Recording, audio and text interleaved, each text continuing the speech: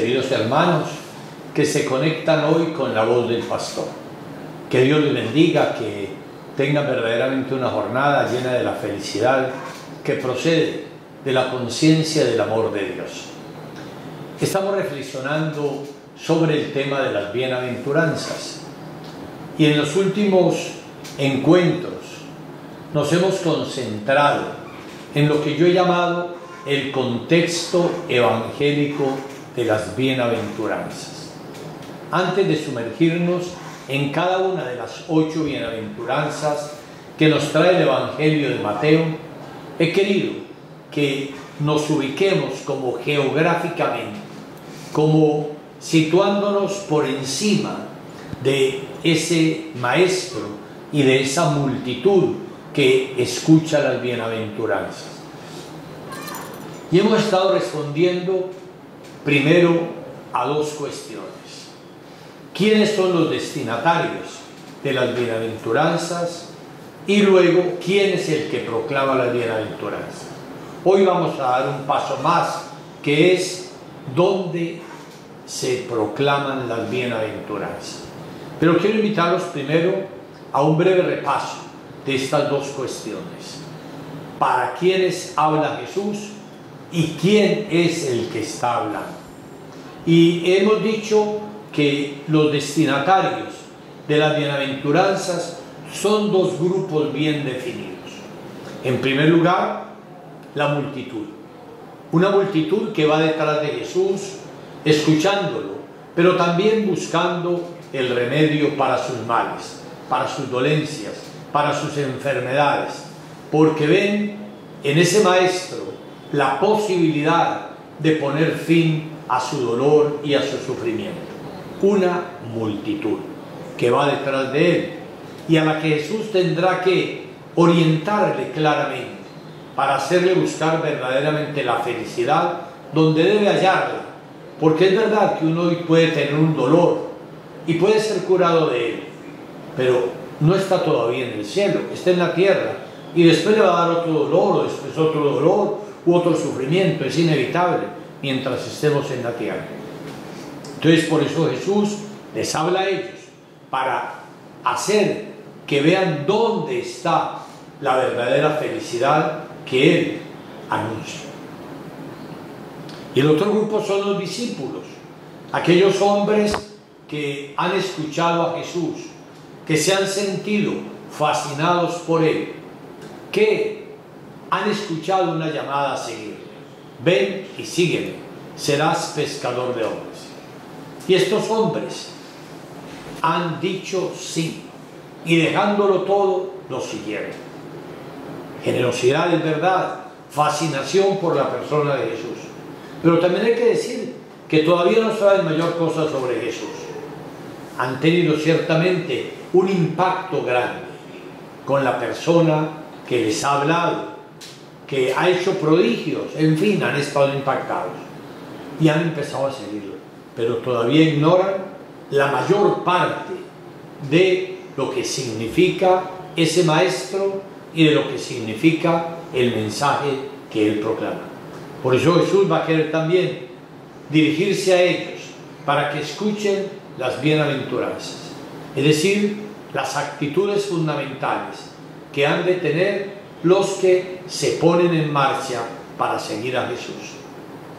Eso irá cambiando sus vidas. No será una lección que tengan que aprender de memoria, sino sobre todo unas actitudes que tengan que ir aprendiendo de la persona misma de Jesús, porque Él es el bienaventurado por excelencia. Son pues 2 grupos claramente definidos y por eso se habla de que cuando Jesús va a hablar, los 12 se le acercan y la multitud permanece como alrededor. Pero la segunda pregunta que nos hemos hecho es: ¿quién es el que está hablando? Para nosotros la respuesta es muy fácil, pues Jesús, claro, es verdad, es Jesús. Pero ¿quién era Jesús en ese momento? ¿Qué significaba Él para todas aquellas personas que lo habían escuchado, que iban detrás de Él, etc.? ¿Qué veían en Él? Hay que decir que en el horizonte inmediato de Jesús, en ese contexto temporal, la gente estaba esperando un Mesías. Eso era real.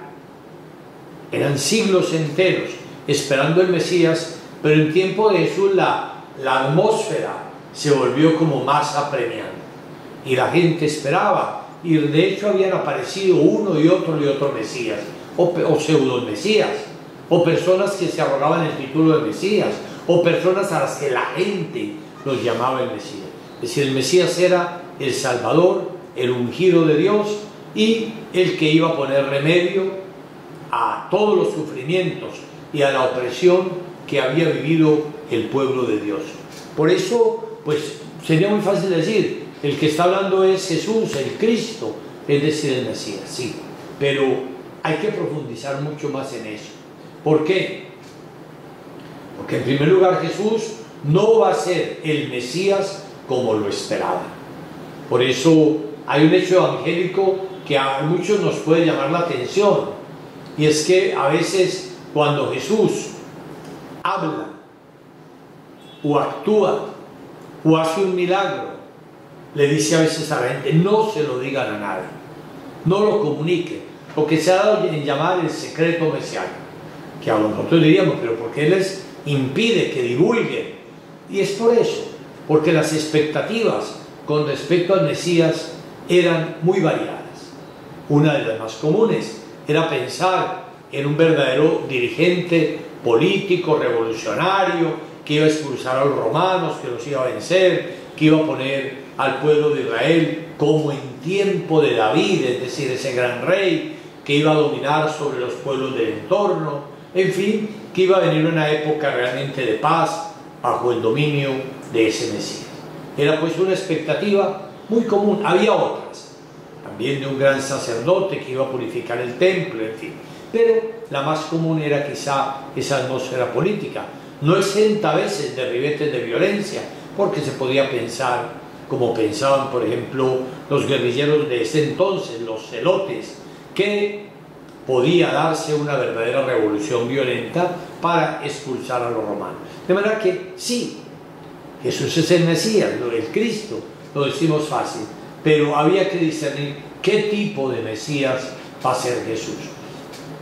Y de hecho, las primeras páginas del Evangelio en la vida pública nos van a traer dos episodios que nos ayudan a comprender quién es ese Mesías. El primer episodio es el bautismo de Jesús, un acontecimiento que aparece en todos los evangelios y aún en los hechos de los apóstoles.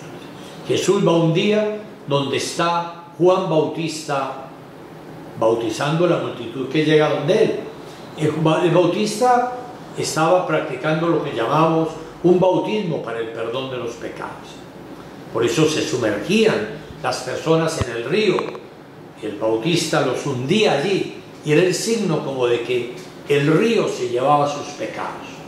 Ese era el signo, la purificación de los pecados. Y Jesús acude. El Bautista inicialmente se resiste, porque le dice a Jesús, bueno, soy yo el que necesitaría ser bautizado por ti, y tú acudes a mí. El Bautista tiene conciencia de que Jesús no tiene pecados, de los cuales ser purificado, por tanto no necesita eso. Pero Jesús le dice, déjalo, hagamos lo que Dios quiere en este momento. Y efectivamente es bautizado en el Jordán.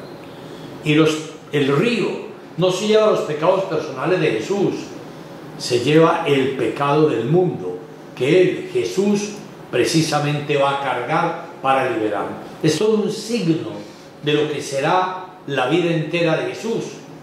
Él es el Cordero de Dios que quita el pecado del mundo. Él carga sobre sí todos nuestros pecados y los lleva al suplicio de la cruz para allí matar verdaderamente, para allí liberarnos de todos esos pecados. Así pues, es un bautismo diferente el de Jesús, porque carga en nuestros pecados, no los pecados personales. Pero por otra parte, el texto sagrado evangélico nos dice que estando Jesús precisamente en el bautismo, se abren los cielos. Abrirse los cielos es que Dios se revela. Los cielos son sinónimo de Dios. Abrirse los cielos es decir, es Dios se revela, Dios se manifiesta, Dios habla. ¿Y qué es lo que habla Dios? La voz que viene dice: este es mi Hijo amado, escúchenlo. Y desciende sobre él, en forma de paloma, el Espíritu Santo. Miremos que aquí hay una revelación de la Santísima Trinidad.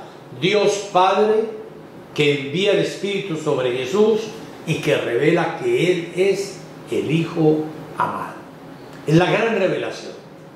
Jesús no es simplemente un profeta, no es ni siquiera tampoco ese Mesías esperado, porque los judíos normalmente no pensaban que el Mesías iba a ser el Hijo de Dios, pensaban que podía ser un enviado de Dios, claro que sí, un gran profeta también, pero no necesariamente esperaban al Hijo de Dios. De hecho, va a ser una de las grandes acusaciones que le hagan a Jesús, que siendo hombre se hace Dios, porque se proclama Hijo de Dios. Entonces allí hay la revelación. Ese Jesús de Nazaret es el Hijo amado de Dios, en el que el Padre tiene toda su alegría, todas sus complacencias, porque es el Hijo obediente a la voluntad del Padre. Entonces, en el bautismo se nos revela quién es Jesús.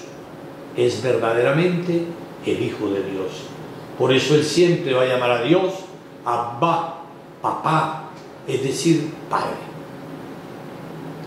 Pero, queridos hijos, esa conciencia de que Jesús es el Hijo de Dios es algo que ha venido dándose crecientemente en Él. Yo creo que todos casi recordamos el episodio, por ejemplo, de la pérdida en el templo, cuando Jesús ha ido con sus padres, María y José, al templo de Jerusalén para la fiesta y se quedó allí en el templo. Sus padres lo buscan angustiados, pero Él está aprendiendo, escuchando, pero al mismo tiempo hablando y empezando a darse a conocer. Y cuando sus padres lo encuentran y su madre le reprocha el que lo han estado buscando angustiados, la respuesta del Señor es: ¿no sabían ustedes que tengo que ocuparme de las cosas de mi Padre? Es decir, Él ya, y era un niño de 12 años, la época en que entre los judíos se daba como el salto de la niñez a la vida adulta. Él es consciente de que ha de ocuparse de las cosas del Padre y tendrá que seguir madurando. Vuelve a Nazaret, vive espíritu de oración, va a la sinagoga, conoce la palabra de Dios y allí va madurando cada día más eso, que es el Hijo amado del Padre. Y esto llega a la plenitud de su conciencia precisamente en el momento del bautismo. Cuando Jesús ya reciba esa revelación, a partir de ese momento ya no va a volver a Nazaret, ya no se va a volver a ocupar de la carpintería. A partir de este momento, que como he dicho, parte en dos la vida de Jesús, Él va a irse ya por todos los caminos de Judea, de Galilea, en fin, para anunciar eso, el misterio del amor de Dios como Padre. Y va a estar introduciendo a los hombres en esa experiencia filial. La gran novedad, el gran mensaje de Jesús, su verdadera liberación va a ser hacer que cada persona que se encuentra con Él, que lo escucha, tenga una experiencia de la paternidad de Dios. De hecho, Jesús, cuando sintetice en el Evangelio de Juan su misión, vaya a decir: Padre, les he dado a conocer tu nombre. Ahí está la clave de la misión. Haberles dado a conocer el nombre de Dios como Padre a los hombres. Es decir, hacerles de verdad libres, porque solo el Hijo es libre. Hacerles sentir ese gozo y esa alegría de la paternidad de Dios. Se tienen que liberar, obviamente, de muchas preconcepciones sobre Dios para encontrarse en Jesús, con Jesús y desde Jesús con la realidad de la paternidad divina. Esa es la gran noticia de Jesús. Dios es verdaderamente Abba, es verdaderamente Padre. Y por eso Él comunica, transmite, hace que los demás puedan también tener esa maravillosa experiencia. Pero hay otro texto seguidamente, y es que después del bautismo de Jesús aparece el relato de las tentaciones. Las tentaciones de Jesús. Ese relato tremendo, porque a veces nos puede parecer a nosotros sorprendente que el mismo Hijo de Dios sea tentado por el demonio. Es verdad, pero es que ese Hijo de Dios es Dios hecho hombre, Dios encarnado. Y ser tentado no equivale a pecar. Tener una tentación no es un pecado. El pecado es caer en ella, que es diferente. De hecho, todos los seres humanos conocemos muy diferentes clases de tentaciones en la vida. Y Jesús las va a conocer.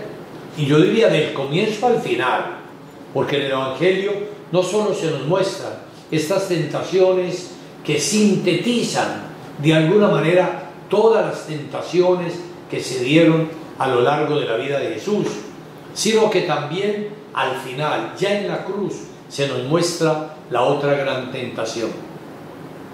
Cuando uno de los condenados y cuando la gente que pasa le dicen a Jesús: si eres el Hijo de Dios, bájate de ahí y nos salvas a nosotros y a ti mismo. Si eres el Hijo de Dios. Es la misma expresión que le va a decir el demonio a Jesús al comienzo de su misión. Si eres el Hijo de Dios, desciende. Si eres el Hijo de Dios, convierte estas piedras en pan. Si eres el Hijo de Dios, lánzate del pináculo del templo para mostrar tu grandeza y tu poder. Son tres tentaciones que podríamos profundizar mucho en ellas, pero no es quizá el momento.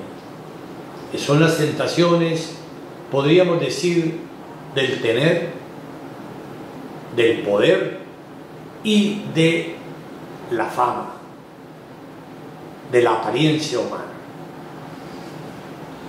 Y el demonio comienza diciéndole: si eres el Hijo de Dios, convierte estas piedras en pan.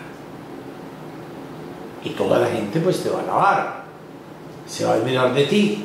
De hecho, Jesús conoció eso cuando la multiplicación de los panes, que la gente quería hacerlo rey y él tiene que escaparse. Sí, es esa facilidad de utilizar el poder simplemente, o el tener, o el aparentar. Lánzate del pináculo del templo. Son tres tentaciones que de alguna manera reflejan lo contrario a lo que va a ser la práctica de Jesús en su misión. Jesús se anonadó, y aquí se trata esto todo lo contrario, de engrandecerse a través de esas tentaciones. El demonio quiere que Jesús no sea el Hijo que el Padre quiere, sino que sea un Mesías diferente. Y de alguna manera, como ha dicho algún gran teólogo, puede ser también momentos en los que Jesús tuvo una experiencia ante el aparente poco resultado de su misión. Es posible que él haya pensado: y si yo hago tal cosa, ¿será que tengo más ascendiente sobre la gente? ¿Me van a seguir más? Es decir, son las tentaciones que a veces tenemos ante la aparente, repito, situación de fracaso o de pocos resultados de la misma misión evangelizadora. Recurrir a lo aparente, a lo extraordinario, y no realmente a la expresión de la voluntad del Padre. Y es impresionante que si Jesús resiste a las tentaciones y resiste siempre con una palabra. Ustedes verán que la respuesta que le da el demonio siempre es un texto tomado de la palabra de Dios. Y precisamente resiste a ellas desde la experiencia profunda de la palabra de Dios, que le va a permitir oponerse a él. Y allí, precisamente, si alguna prueba va a tener el demonio de que Jesús es el Hijo de Dios, es que resistió a las tentaciones, que no cedió a ellas. Pero realmente el demonio va a seguir acechando a Jesús a lo largo de toda la vida para tratar de seguir y sacarlo del camino que el Padre ha querido para él. Y no va a ser un camino fácil, va a ser un camino difícil, doloroso, el camino de la cruz. Y el camino de la cruz nunca es fácil. Todos quisiéramos rechazarlo, todos. Jesús mismo, recordémoslo, cuando en el huerto de los olivos le dice al Padre: Padre, si es posible, aparta de mí este cáliz, pero no se haga mi voluntad sino la tuya. Pues bien, lo mismo que pasó a Jesús nos pasa a nosotros. A ninguno nos gusta la cruz. La cruz no gusta, no nos gusta, porque la cruz implica sufrimiento, implica renuncia, implica dolor. Y a nadie le gusta eso. Tendría que ser un enfermo para que le gustara, un enfermo psiquiátrico, psicológico. Pero cuando vamos detrás de Jesús y con Jesús, sabemos que la cruz es verdaderamente el camino por el que nosotros vamos avanzando a la salvación. Por eso el Señor le dirá a los suyos: el que quiera seguirme, tome su cruz cada día y véngase conmigo. Todos tenemos una cruz para llevar. Uno a veces piensa que la de uno es más pesada que la de los demás. Eso es una imaginación muy frecuente. Como uno no conoce las cruces de los demás, siempre piensa que la de uno es más pesada. Pero bueno, qué difícil es eso. Uno de sacerdote conoce mucho de esto, porque la confesión, la dirección espiritual, le ayuda mucho a escuchar, a conocer las cruces de los demás. Todos tenemos nuestra propia cruz. Y una cruz a veces que va cambiando, va variando en el camino de la existencia. No es lo mismo la cruz de un joven, de un hombre, digamos, de 30 años, que de uno de 50, de 60. Cada uno tenemos nuestra cruz en nuestro momento. Y si no aprendemos a llevarla detrás de Jesús, la cruz se nos vuelve un fardo pesado, insoportable a todos nosotros. Por eso pues, ¿quién es el que pronuncia la bienaventuranza? Digámoslo con una sola expresión: el Hijo de Dios. ¿Sí? El Hijo de Dios, el Hijo del Padre. Y Él es el que nos va, precisamente como Hijo del Padre, a revelar el camino que el Padre quiere para nosotros, siguiendo a Jesús para alcanzar la verdadera felicidad. No la felicidad aparente que le podían estar ofreciendo las tentaciones, sino la verdadera felicidad que nos permite afrontar los retos de la vida con la conciencia profunda de que es el camino que el Padre quiere para nosotros. Y la tercera idea de este contexto evangélico de las bienaventuranzas la llamaría yo: ¿dónde habla Jesús? Es decir, ¿cuál es el lugar teológico y el lugar también geográfico desde el que se proclaman las bienaventuranzas? El Evangelio de Mateo simplemente dice lo siguiente: y subió al monte y se sentó. Subió al monte y se sentó. Lo más probable es que el lugar geográfico desde el que Jesús pronunció las bienaventuranzas es alguna de las colinas próximas a Cafarnaúm. De hecho, allí se encuentra actualmente una iglesia que se llama la Iglesia de las Bienaventuranzas, desde donde uno divisa ya el lago de Genesaret, un lugar realmente, un paisaje precioso. es muy probablemente que desde allí es donde Jesús se haya dirigido para anunciar el Evangelio de las bienaventuranzas. Ahora bien, ¿qué significa eso en la Biblia de subir al monte? ¿Qué significa bíblicamente el término monte? Hay que decir que en la Biblia el monte es ante todo el lugar del encuentro con Dios, el ámbito donde se revela la divinidad. Subir al monte es ir al lugar del encuentro con Dios, donde Dios se revela, donde Dios se comunica. Es lugar pues de revelación, lugar de encuentro. Por tanto, subir al monte y empezar allí a hablar es dirigirse, comunicarse desde lo que Dios piensa acerca de la felicidad humana. Es bueno tratar de ubicarnos también ya desde el Antiguo Testamento. Sobre todo recordemos la experiencia de Moisés, cuando Moisés sube al monte Sinaí y allí pasa muchos días con Dios, donde recibe las tablas de la ley para revelárselas al pueblo. En fin, el monte es ese lugar misterioso donde Dios se le revela al hombre, que asciende, que sube al encuentro con él.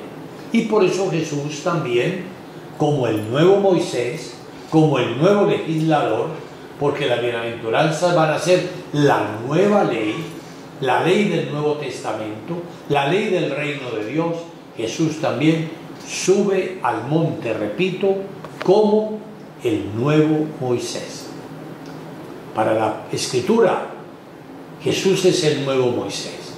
De hecho, se le llama muchas veces maestro. Maestro es el que enseña, el que revela, es el que va a revelar la legislación. Pero quisiera que aquí descartáramos una idea un poco falsa, por no decirlo del todo. Algunos dicen que es que entre el decálogo, es decir, los 10 mandamientos, y las bienaventuranzas hay no una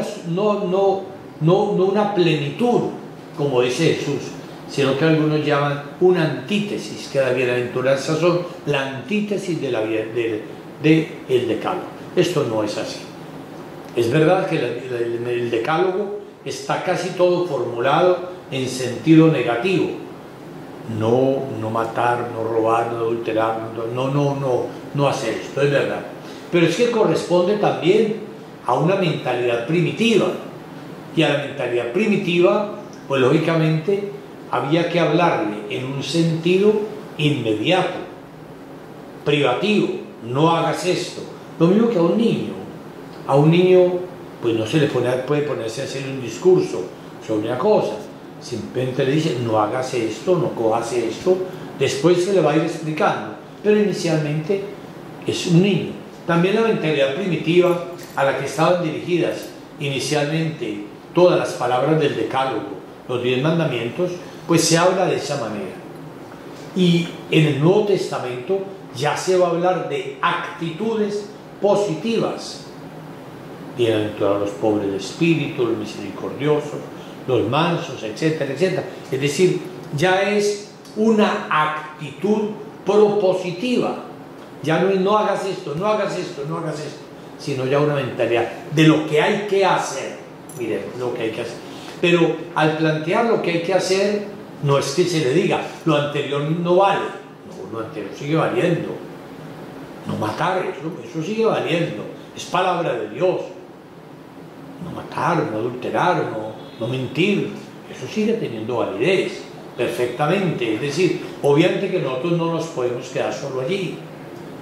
Porque hay personas que dicen, pues bueno, yo no mato y no robo, entonces yo ya por eso soy buen cristiano. Claro que es muy importante no matar y no robar. Ojalá ningún hombre matara o robara.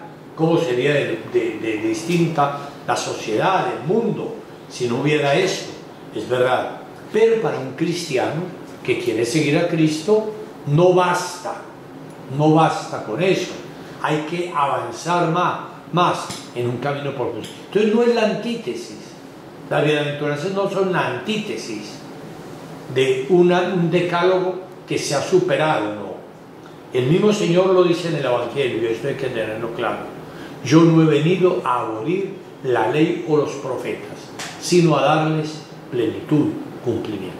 Eso hay que tenerlo claro. Él no ha venido a abolir, a quitar, a suprimir la ley, cuya síntesis más perfecta es el decálogo, o lo que enseñaron los profetas, tampoco. Él ha venido a darles plenitud, cumplimiento, es decir, poderlo llevar verdaderamente a su máxima expresión. Eso tengámoslo pues muy en cuenta. Entonces, estos versículos de subió al monte y se sentó, están escritos con la mirada puesta en el monte Sinaí, en el momento constituyente del pueblo de Dios, allá por los lejanos días del Éxodo. El monte es el lugar bíblico de la revelación y de la proclamación de la ley que Dios da al pueblo para que sea santo como Él, su Dios, es santo. Y Jesús es presentado aquí como el nuevo Moisés, que proclamará la ley definitiva del reino de Dios, la cual pues, como he dicho, no es negación de la anterior, sino la plenitud de la antigua, de su desarrollo. Jesús, sintiéndose intérprete verdadero y autorizado de la voluntad del Padre, revela su sentido verdadero y último. Quisiera hacer aquí un breve paréntesis. Una de las claves de la interpretación de la Biblia es lo que llamamos la revelación progresiva. Es decir, Dios se va revelando poco a poco al hombre, en la medida en que ese hombre puede ir abriéndose también a la voluntad de Dios, pero va a ser un camino lento, progresivo. Dios, pues no puede, si nos cuesta a nosotros hoy entender y vivir las bienaventuranzas, ¿cómo habría sido que Dios hubiera partido desde el principio allá de revelar las bienaventuranzas? Pues no, todavía la mentalidad del hombre, su corazón no estaba para comprender tantas cosas, el desarrollo social no daba para eso. Entonces Dios va revelando poco a poco, va revelándose. Quizá uno de los ejemplos más sencillos podría ser el tema del perdón. Al principio, pues la gente se vengaba 70 veces 7 por cualquier mal que le hubieran hecho. Poco a poco Dios va llevando al pueblo a la ley del talión, que es ojo por ojo y diente por diente. Ya no mates a 70 por cada uno que te mate, no, ya es uno por uno. O sea, es un gran avance, va avanzando. Y bueno, llegaremos en el Nuevo Testamento cuando Jesús le dice a Pedro que hay que perdonar 70 veces 7. Se pasó de un extremo al otro, de vengarse 70 veces 7 a perdonar 70 veces 7. Es decir, es todo un recorrido, la revelación progresiva. Lo mismo pasa con la imagen de Dios, lo mismo pasa con la mirada, digamos, a los demás pueblos que no son parte del pueblo escogido, etcétera, etcétera. Entonces Dios va a avanzar. Y aquí las bienaventuranzas van a ser la ley definitiva del reino de Dios. Jesús, sintiéndose intérprete verdadero y autorizado de la voluntad del Padre, revela su sentido verdadero y su propósito definitivo. Pero la novedad no reside solo en el contenido, sino en la nueva actitud del legislador.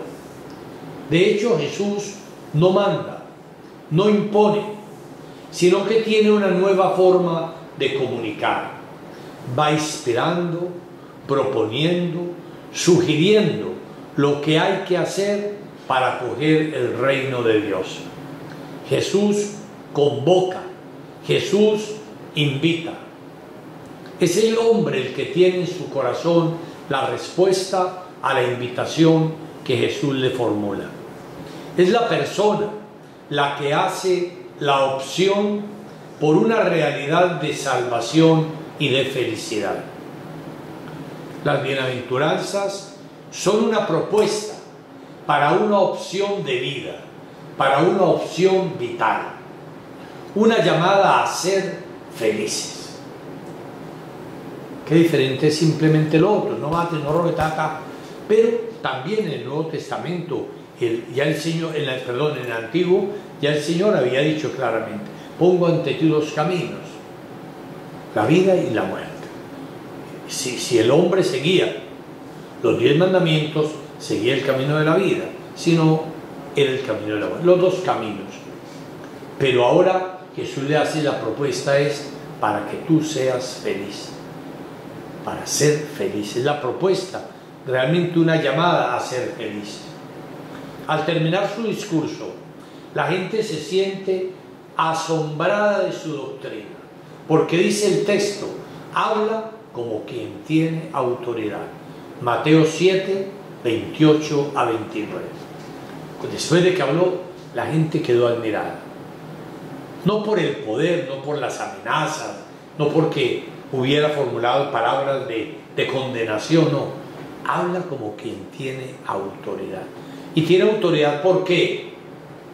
Porque vive lo que dice. Ven que es coherente, que lo que está enseñando es lo que está viviendo. Esa es la primera fuente de la autoridad.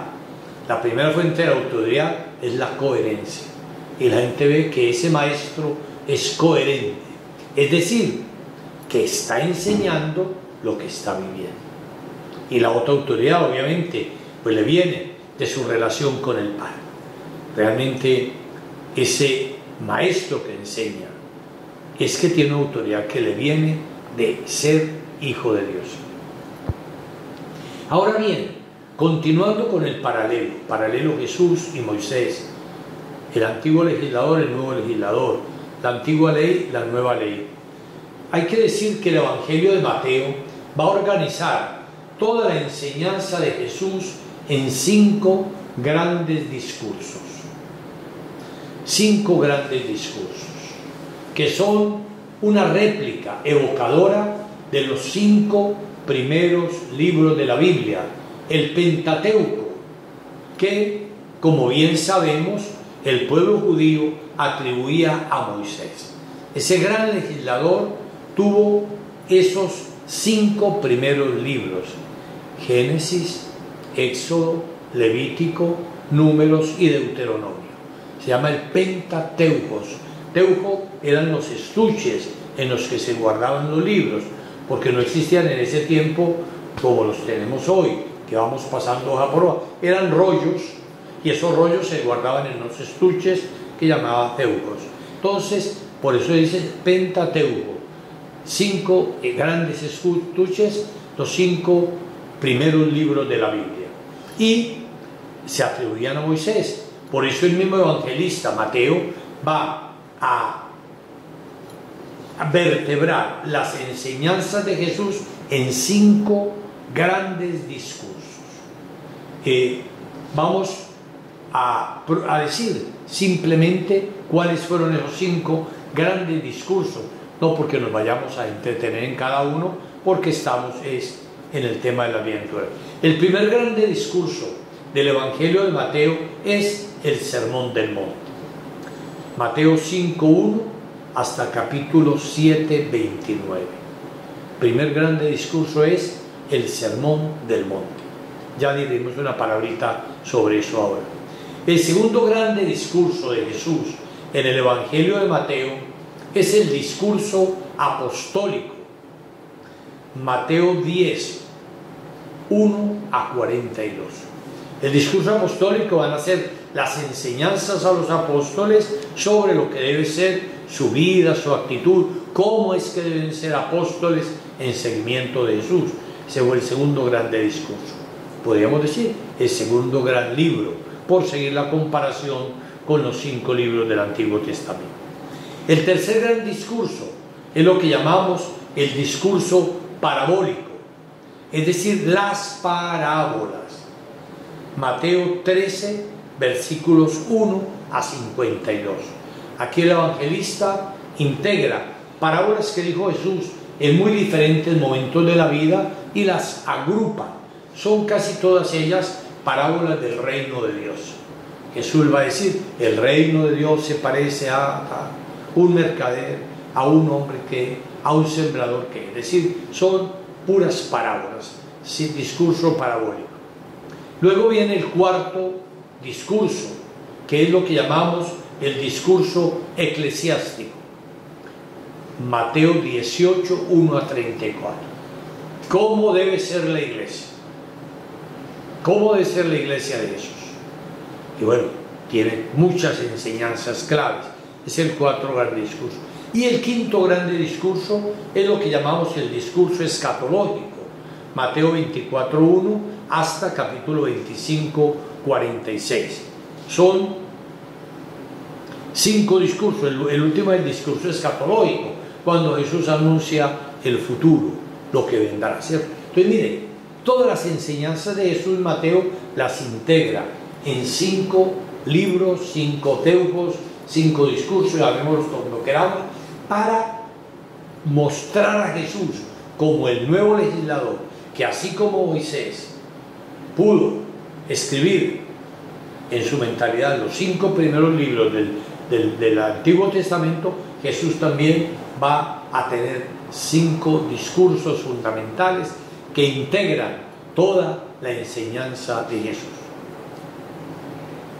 Ahora volvemos al primero, que es el Sermón del Monte, Mateo 5, 1 a 7, 29. Hay que decir que las bienaventuranzas constituyen el prólogo del primer discurso. O sea, las bienaventuranzas no agotan el Sermón del Monte. El Sermón del Monte es mucho más amplio. Pero las bienaventuranzas son la entrada, son el prólogo, son la introducción al Sermón del Monte. Con las bienaventuranzas empieza el Sermón del Monte. Cuando Jesús sube y se sienta y está esa multitud allí, Jesús empieza a hablar y comienza por la bienaventuranza y después sigue con otra serie de enseñanzas. Es un discurso largo. De hecho, son prácticamente 3 capítulos, el 5, el 6 y el 7 del Evangelio de Mateo, que yo los invito a leerse. Ojalá esta semana esos 3, leámoslos, después vamos a ir profundizando, pero son los 3 capítulos que son el Sermón del Monte o el Sermón de la Montaña, también se lo llama. Entonces, el prólogo de ese Sermón del Monte van a ser las bienaventuranzas, y que son el programa del reino. En este Sermón del Monte, Jesús expone y muestra las actitudes personales que han de dar a todo discípulo de Jesús su calidad humana, su calidad espiritual, su calidad cristiana. Es decir, aquí en el Sermón del Monte está el clímax, el sumo, lo máximo de toda la enseñanza de Jesús. En él nos encontramos con respecto a lo que verdaderamente Jesús quiere de nosotros. Y a veces, pues lógicamente, en unas exigencias, por así decirlo, que uno queda como sobrepasado. Y en el Sermón del Monte, pues se van a proclamar también 5 temas fundamentales.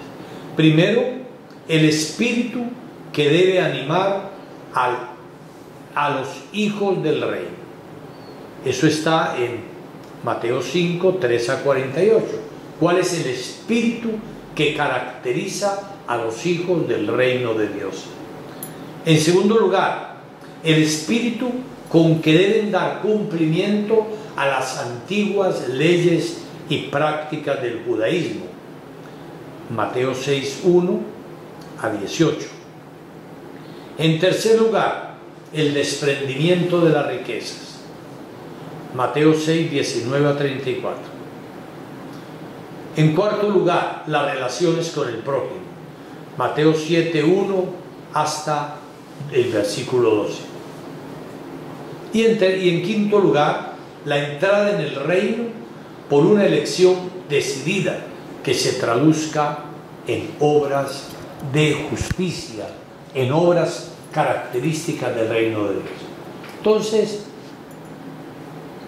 ustedes toman la Biblia y van leyendo, comenzando por el Sermón del Monte, que, como les digo, se inicia con la bienaventuranza, pero que luego nos va trayendo estos otros elementos: el espíritu que debe animar a los hijos del reino, el espíritu para dar cumplimiento a las leyes y prácticas del judaísmo, el desprendimiento de las riquezas, las relaciones con el prójimo y la entrada en el reino por una elección decidida que se traduzca en obras. El Sermón del Monte es lo más maravilloso. Debemos leerlo con frecuencia, no una vez, sino muchas veces, ¿sí? porque nos vamos dando la identidad más profunda de lo que vivió Jesús y de lo que quiere que vivamos. Bueno, con esta introducción a lo que yo he llamado el contexto de las bienaventuranzas, vamos a entrar dentro de 8 días, Dios mediante, ya a la primera de las bienaventuranzas, que es: dichosos los pobres en el espíritu, porque de ellos es el reino de los cielos. Es importante, antes de sumergirnos en cada una de estas enseñanzas preciosas, poder orar, pedir al Señor que entendamos lo que Él nos quiso decir y que tengamos el valor y la gracia necesaria para vivirlo, para ser verdaderamente ciudadanos del reino de Dios. Oremos unos por otros, queridos hermanos, y los bendigo en el nombre de Dios, Padre, Hijo y Espíritu Santo. Amén.